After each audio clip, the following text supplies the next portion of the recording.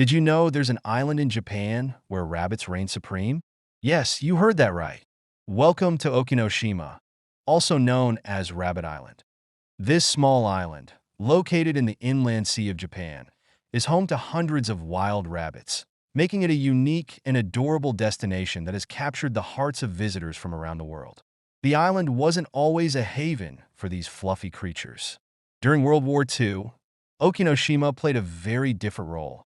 It was the site of a poison gas factory. The rabbits were reportedly brought to the island for chemical testing, although this theory is debated.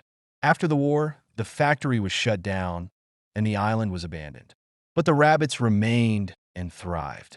With known natural predators, their population grew rapidly, and today, the island is known for its furry inhabitants who happily approach visitors in search of food.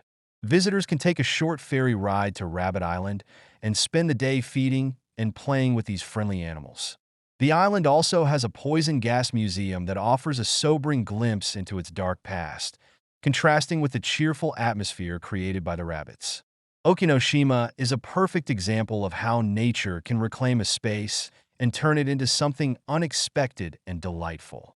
So if you're ever in Japan, don't miss the chance to visit this one-of-a-kind island. Remember to like, share, and subscribe for more fascinating stories from around the world.